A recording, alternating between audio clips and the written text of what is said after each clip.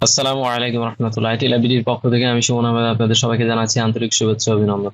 আজকে আমরা মাইক্রোসফট অফিসের এক্সেল সম্বন্ধে দেখব। তো আমি এখানে এক্সেল ওপেন করে রেখেছি। এক্সেলকে ওপেন করার জন্য আপনাদের যেটা করতে হবে সেটা হচ্ছে এখানে স্টার্ট মেনুতে যেতে হবে এবং এখানে যাওয়ার পরে আমরা যদি এই একটা অ্যালফাবেট অর্থাৎ এর উপরে ক্লিক করি তাহলে এটা আমাদের ছোট হয়ে যাবে এবং ই দিয়ে এক্সেল শুরু হয়। তো আমরা ইর উপরে ক্লিক করলে আমাদের এক্সেল চলে আসবে। তো এই যে হচ্ছে এক্সেল চলে এসছে। তো এখানে ক্লিক করলে এক্সেল ওপেন হয়ে যাবে। তো আমি আপনাদের জন্য ওপেন করেই রেখেছি। তো এই হচ্ছে আমাদের এক্সেল শিট। তো এক্সেল শিটের ইন্টারফেস এটাই, ঠিক ওয়ার্ডের মতনই। আমরা এর আগেও ওয়ার্ড সম্বন্ধে জেনেছি, তো আমরা এক্সেল সম্বন্ধে আজকে আবার একটু নতুন করেই জানবো। প্রথমে হচ্ছে আমাদের টাইটেল বার বলে এটাকে, অর্থাৎ আমাদের এক্সেল ফাইলকে আমরা কি নামে সেভ করবো সেটা এখানে সেভ হবে।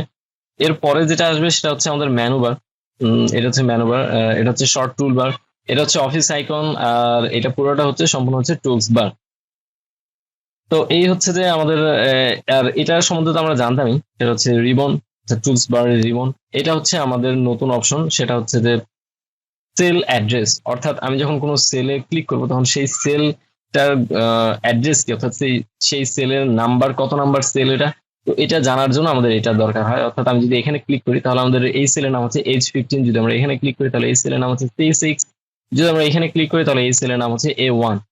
আর এটা হচ্ছে আমাদের ফর্মুলা বার, অর্থাৎ আমরা নেক্সটে এক্সেল দিয়ে যখন বিভিন্ন কাজ করব, প্র্যাকটিক্যাল কাজ করব, তো সেইখানে আমাদের ফর্মুলা বারটা দরকার হবে। এই হচ্ছে মোটামুটি আমাদের এক্সেলের ইন্টারফেসের পরিচয়। এরপরে আমরা আসি যে মাউস ইন্টারফেসটা। আমাদের দেখুন দেখুন যে আমাদের মাউসটা যখন আমরা ক্লিক করছি, তো যেখানে ক্লিক করছি সেখানে সিলেকশন চলে আসছে এবং মাউসের আমাদের 3 রকমের চেহারা দেখাবে।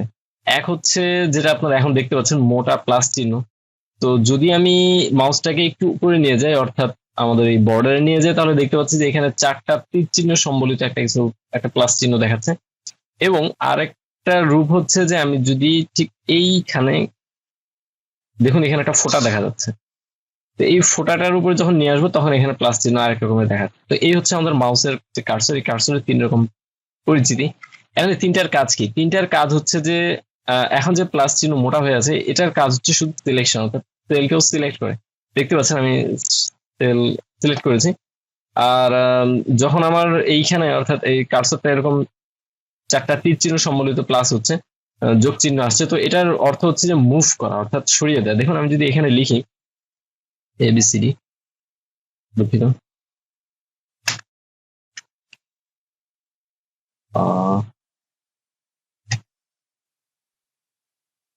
ABCD, তো ABCD সম্বলিত এই সেলটাকে যদি আমি এখান থেকে সরিয়ে অন্য কোনো দিকে নিতে চাই, তাহলে আমাকে এই কার্সরটার অর্থাৎ কার্সরের চেহারা এমন হতে হবে। তো আমি জাস্ট এটাকে ধরে নিয়ে যদি এখানে রেখে দিই, তো দেখুন আমাদের সেলটা এইখান থেকে এখানে চলে এসেছে, ABCD লেখার সেলটা। আর এর পরে যেটা ইনহেল বাটন, এটা খুব ইন্টারেস্টিং বাটন, আমি আপনাদেরকে একটু বোঝার জন্য সুবিধার্থে তৈরি করে দিচ্ছি। 1 2 3। তো আমি এই 3টা লিখলাম। এখন আমি 3টাকে সিলেক্ট করলাম। সিলেক্ট করার পরে যদি আমি ইনহেড বাটনটা ধরে আমি নিচে ড্র্যাগ করি, অর্থাৎ টেনে নামিয়ে নিয়ে আসি, অর্থাৎ মাউসের লেফট বাটনকে ধরে রেখে আমি যদি এটাকে টেনে নিয়ে আসি, তাহলে দেখুন পরবর্তী সংখ্যাগুলো, পরবর্তী অঙ্কগুলো একা একাই চলে এসছে। এমনকি শুধু এটাই না, আমি যদি এখানে লিখি সানডে অ্যান্ড দেন, দুঃখিত, স্যাটারডে, অর্থাৎ আমাদের সপ্তাহের যে ইংরেজি নাম, সেই নামের শুরুর 3টা অক্ষর, স্যাটারডে অ্যান্ড দেন সানডে। তো আমি এই দুটোকে শুধু লিখলাম এবং ঠিক পূর্বের মতনই আমরা যেমন 1 থেকে 3 পর্যন্ত সিলেক্ট করে নিয়েছিলাম, ওইভাবে সিলেক্ট করে নিয়ে ইনহেল বাটন ধরে যদি আমি জ্যাক করে দিই, তাহলে দেখুন Saturday, Sunday, Monday, Tuesday, Wednesday, Thursday, Friday, অর্থাৎ বাকি আর সপ্তাহের অন্যান্যগুলো চলে এসেছে। শুধু এটাই না, যদি আমি এখানে জানুয়ারিও লিখি, জানুয়ারির শুধু অর্ধেকই লিখলাম, অর্থাৎ জান অ্যান্ড দেন ফেব, শুধু জানুয়ারি আর ফেব্রুয়ারি শুধু অর্ধাংশ লিখেছি। এবং তারপরে আমি যদি এটাকে টেনে নামিয়ে দিই, তো আমার বাকি পরের 12 মাসের বাকি মাসগুলোর নাম সংক্ষিপ্ত আকারে চলে আসবে। এমনকি আমি যদি পরিপূর্ণ লিখি জানুয়ারি,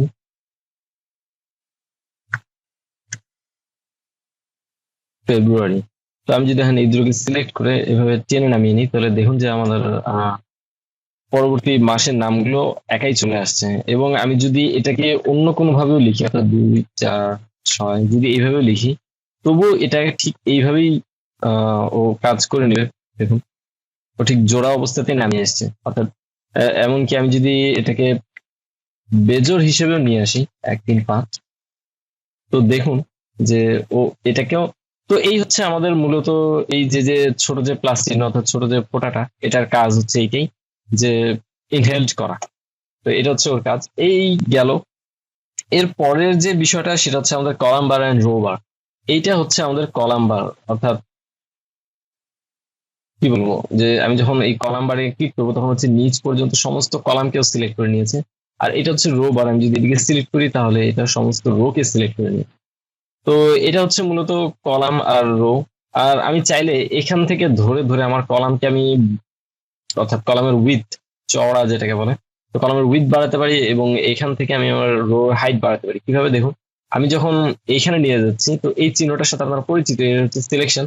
অর্থাৎ আমি যখন এখানে ক্লিক করবো তখন হচ্ছে সম্পূর্ণ কলামটাকেও সিলেক্ট করে নেবে।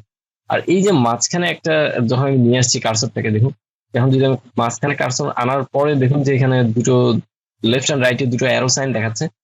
এইটাকে যদি আমি মাউসের লেফট বাটনকে ধরে রেখে ড্র্যাগ করি বা ডানে বা বামে, তো এটা হচ্ছে বড় হয়ে যাবে। দেখুন আমার এই কলামের উইথ বেড়ে গিয়েছে। এবং আমি যদি হাইটের, অর্থাৎ রোড যদি হাইট বাড়াতে চাই তাহলে ঠিক ওইভাবেই কলামের মতন করি আমি যদি এইভাবে টেনে দিই তাহলে দেখতে পাচ্ছেন যে রোর হাইটও বেড়ে যাচ্ছে। যদিও এটা কোনো স্ট্যান্ডার্ড নিয়ম না, রো এবং কলামের ঘরের যে উইথ হাইট বাড়ানোর জন্য, কিন্তু তারপর যদি আমাদের কখনো দরকার হয় কাস্টমাইজলি আমাদের নিজেদের মন মতন করে কিছু বাড়িয়ে নিতে, তাহলে সেই ক্ষেত্রে আমাদের এটা ব্যবহার করার দরকার হবে। এরপর আপনাদেরকে আরেকটা ইন্টারেস্টিং জিনিস দেখাই, যে আমাদের মূলত এই এক্সেল শিটে কতগুলো রো আছে। তো এটা দেখার জন্য আমি যেটা করবো সেটা হচ্ছে কিবোর্ড থেকে কন্ট্রোল বাটনকে চেপে ধরে আমাদের কিবোর্ডের ডান পাশের যে নাম্বার গুলো আছে 1 2 3 4, এর আগে, ডেস্কটপের কিবোর্ড যাদের তাদেরকে বলছি, তো এর আগে দেখবেন যে 4টা অ্যারো সাইন আছে, upper arrow, down arrow, left arrow, right arrow.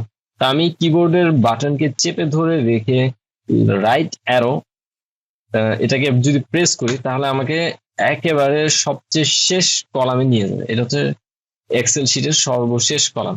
আর ঠিক আমি যদি কিবোর্ডের কন্ট্রোল কি চেপে ধরে ডাউন অ্যারোকে ক্লিক করি তাহলে আমাকে এক্সেলের সর্বশেষ রোতে নিয়ে যাবে। 10,48,576টা রো আছে।